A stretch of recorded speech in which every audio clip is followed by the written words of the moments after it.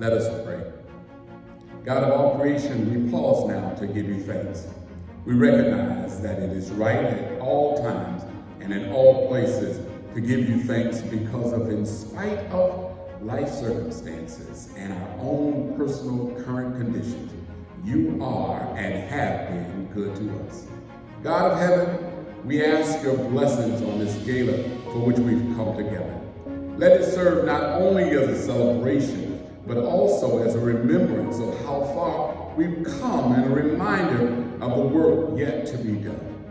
God, we ask you to continue to bless John Peller, the board of directors, officers, staff, volunteers, and the generous contributors to AFC, so that they can continue to provide the best possible care, support, advocacy, and agency for those of us living with, at risk for, and suffering because of the effects of HIV. We ask these things with full confidence, knowing that you've been with us in the past and will continue with us as we journey into an unknown future. Amen. And God bless you all. Hello and welcome to the 35th year anniversary gala celebration of AIDS Foundation Chicago. Since 1985, AFC has fought to help people living with HIV thrive, and more recently has committed to a bold plan to end the HIV epidemic in Illinois by 2030. AFC did so by uniting community agencies, securing Ryan White and housing funds for vital supportive services, and mobilizing community members and advocates to fight for increased state funding and greater protections for people living with HIV. AFC now offers a wide array of supportive services, including case management, supportive housing programs, health insurance assistance, and HIV prevention. We lead advocacy across Illinois and nationally on issues related to HIV and chronic diseases. AFC also remains committed to ending racism and white supremacy. The work has proved particularly important this year. As the community battles isolation, grief, job losses, and the enduring trauma of systemic racism, AFC remains a constant support and even stepped up to meet new needs. Good evening. I'm Kim Hunt, Executive Director of Pride Action Tank, a project of AIDS Foundation Chicago, where I also serve as the Senior Director of Policy and Advocacy Operations, and my pronouns are she, her. I'm a local Chicagoan activist for LGBTQ and racial rights, and have a history of leading and supporting individuals and organizations engaged in social justice. It is my honor and pleasure to host tonight's event. Some elements of tonight might look a bit different from previous years, but many will remain the same. You'll hear from AFC's leaders, supporters, and participants about AFC's history, triumphs, and the challenges that lay ahead.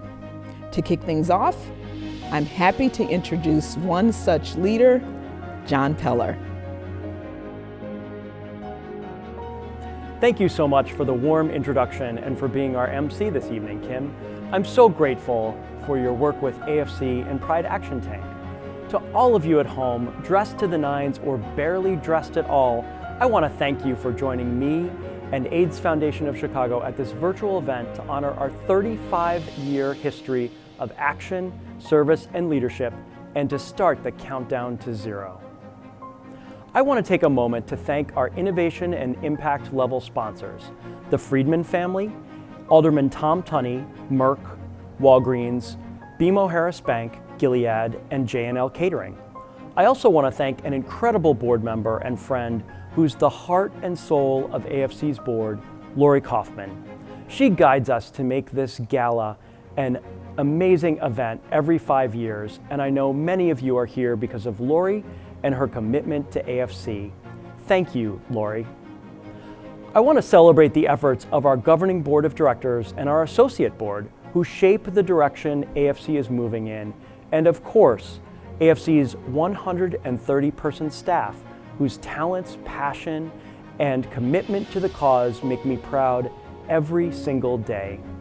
I also want to thank the Fund Development Committee who made this gala happen, and the staff, the always fabulous Dustin Erickstrup, Edward Wagner, and the rest of the development and communications team.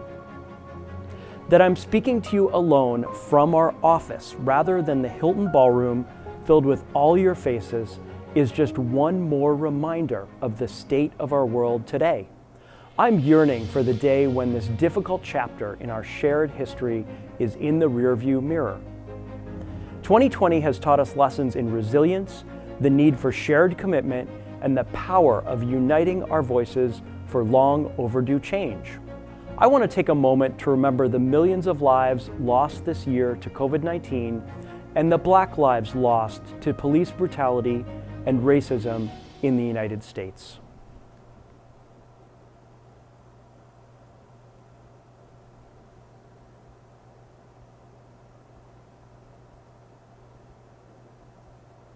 I'm inspired by our work each and every day, particularly the way AFC staff responded immediately to COVID-19, expanding our programs and services and transforming our processes at the drop of a hat. We knew that people needed help now. I recall the story of a person newly diagnosed with HIV who lived with his family members. He discovered, like so many do every day, that his family had COVID-19. At that point, he needed a place to go to isolate and stay healthy and safe while his family members grappled with the coronavirus. Our staff covered the cost of a motel room so he could isolate and made sure he was connected to a case manager to address his health needs, and we linked him to food and supplies. Since the start of the pandemic, AFC has provided hotels to 91 people, spending over $600,000 to ensure folks living with HIV have a place to live temporarily so they can stay healthy and isolate. Ultimately, if they're experiencing homelessness, we'll help them transition from a hotel room to a permanent place to call home. 35 years ago, AFC's founders came together to respond to a pandemic with unsettling parallels to COVID-19, a mysterious virus that disproportionately impacted the lives of people fighting for their rights. That act of coming together as a community is what allowed us to persevere and support one another through horrific events, the loss of our friends and family, the feeling of not being seen and heard by our government, the sense of doom and destruction that hung over our movement until, together, we were able to chart a way forward into the light. Today, the community AFC mobilizes looks a little bit different and bigger than it did 35 years ago. We're the backbone of support for the 32 organizations who execute our vision of what robust HIV case management and supportive housing services should look like. And I want to thank and acknowledge our amazing community partner organizations. We could not do this work without you. We're also proud to lead the Getting to Zero Illinois Coalition, which you'll learn more about later tonight and have an opportunity to support. AFC finds its strength from members of its community, particularly those members who are disproportionately impacted by HIV and AIDS, Black and Latinx, gay and bisexual men, transgender women of color, and Black cisgender women. AFC must continue to be a bold voice for change when it comes to the destructive impact of racism in healthcare and many other systems. We're stepping up our pledge to exist as an anti-racist force for change. We're building a sweeping race equity plan to guide AFC toward becoming the organization we need to be.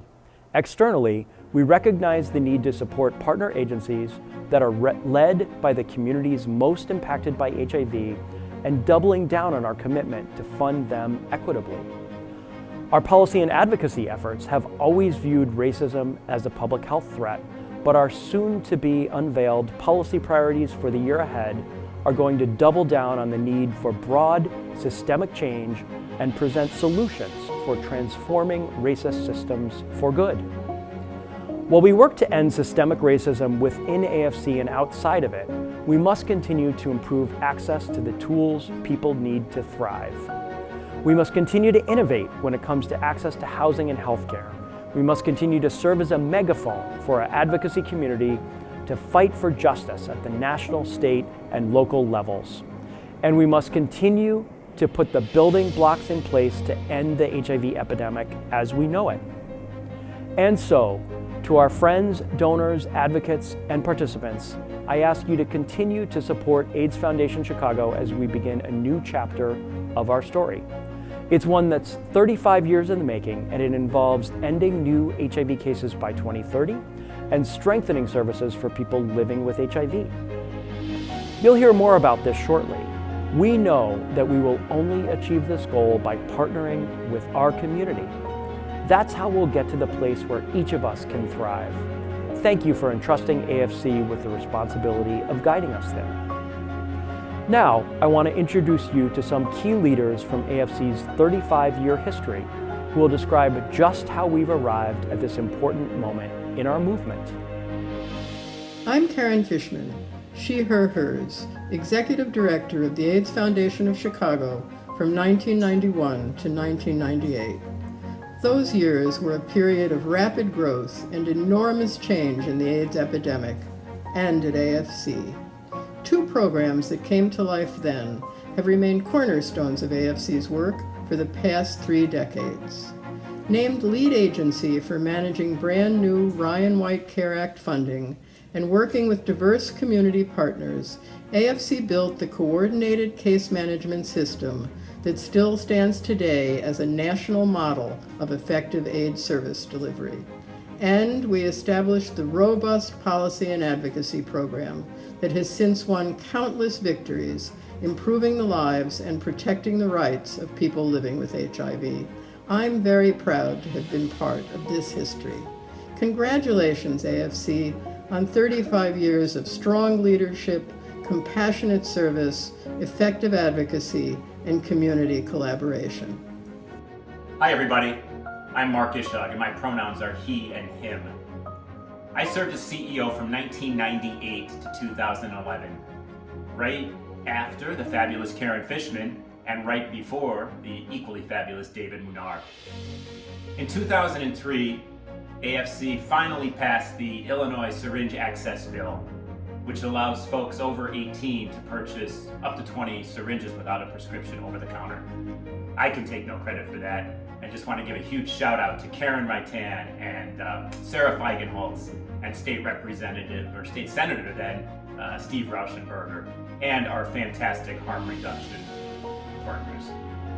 Between 2000 and 2017, HIV infections among injection drug users dropped 96% because of this very important law and syringe exchange programs and other sensible science-based programs.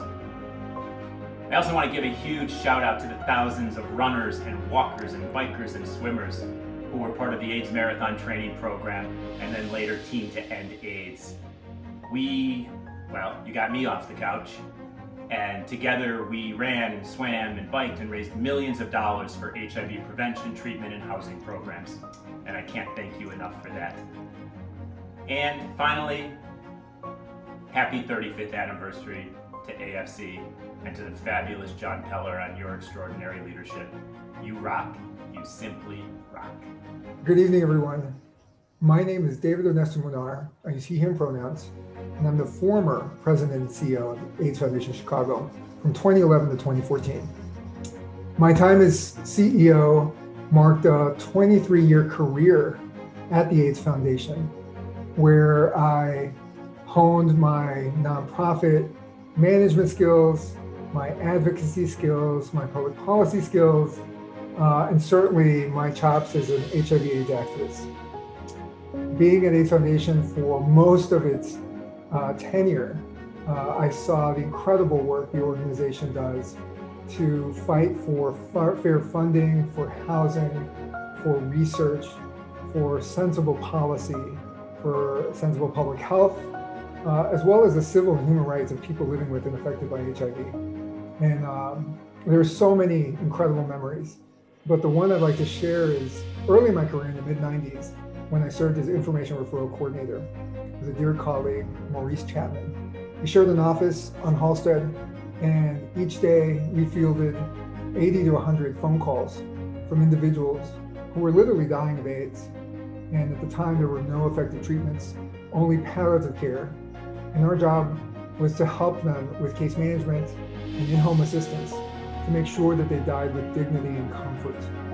And those memories of the phones ringing off the hook and knowing that each person we talked to had an average life expectancy of 9 or 12 months left an indelible mark on my psyche, particularly as a person living with HIV who had been diagnosed around the same time. And so I'm so grateful that we've made progress in the fight against AIDS nationally and internationally, but also know that we have so much work to do. In my current place of employment at Howard Brown Health, we continue to diagnose young men and women, particularly with HIV, and many of them are just as scared and confused and need as much help as I did in the mid-90s. So thank you, AIDS Foundation and supporters, for all you do for the cause and for advanced equity and social justice. Love you all. Congratulations. Some of the work John talked about could not have been done without the generous support of the board of directors. Throughout AFC's history, each member has brought unique insights, experiences, and strategies alongside a shared commitment to the mission of AFC. Through the board's generous service and leadership, AFC has been able to do incredible work, including most recently, navigating COVID-19 with increased support for clients while keeping our staff safe and engaged. Though the board looks a bit different each year, one thing remains the same. One member is voted in each year to serve as board chair. As chair, that member volunteers their time and talent to set forth bold priorities for the organization and the board's work. They serve as a bridge between the board and the organization, bringing experience from decades of work in various industries, including nonprofits, healthcare, and education. I'm so happy to introduce some of the previous board chairs who've led the way over the last 3 decades. 35 years ago, our world was shaken. A virus we didn't understand arrived in our communities and was taking the lives of our friends, family members, and loved ones. We were afraid, we were hurting, we needed action. From the death and destruction that HIV and AIDS caused arose a force for change, AIDS Foundation Chicago. AFC was created 35 years ago to help our community support one another through one of the darkest times in our history. When funding for HIV services was practically non-existent, we took action. AFC raised funds to make sure our network of service partners could help people living with and dying from HIV and AIDS. When people living with HIV needed better access to health care, we took action. AFC built the nation's largest network of HIV case managers to make sure people living with HIV could take ownership over their own health. When our community needed more than just healthcare, we expanded our network. AFC fought for supportive housing for people living with HIV, as well as food services, rent and utility help, and so much more. When our community needed a voice at the table in Springfield and DC, we took action. AFC's policy and advocacy team has mobilized thousands of advocates to make sure that their elected officials are creating health equity and justice. When our community had the power to end new HIV transmissions through antiretroviral medications for treatment, PrEP and PEP, we spread Tingle.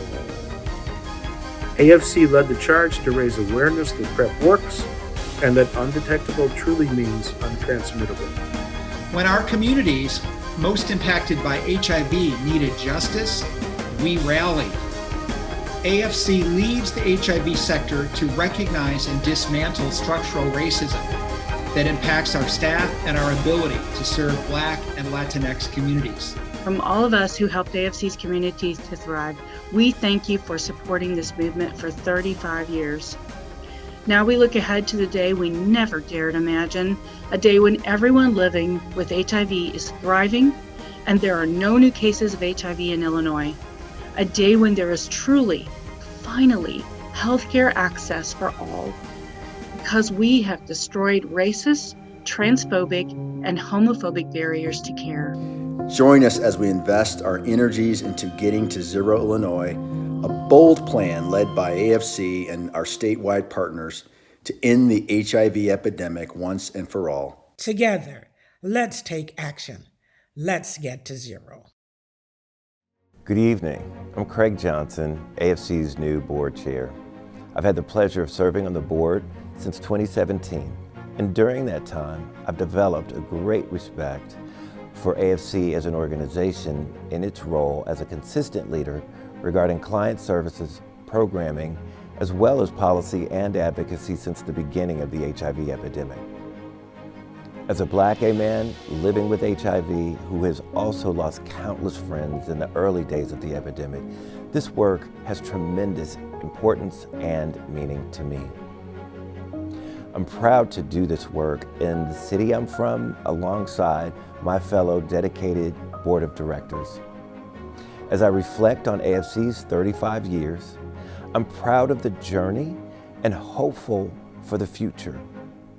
During my time as board chair, I plan to elevate AFC's ongoing work and impact on people of color, develop AFC's racial equity strategy, and foster external partnerships. I will also seek to enhance the relationship between the young professionals on AFC's associate board and the governing board of directors. I would like to thank former chair Terry Friel for her leadership these last few years. Most recently, I had the opportunity to serve alongside her as board vice chair, and now I'm grateful that we will continue to work together in your role as past chair. Thanks to the work of AFC, the HIV epidemic in Illinois has come a long way, but that doesn't mean there isn't work left to be done. I look forward to doing the work alongside John, staff, and community.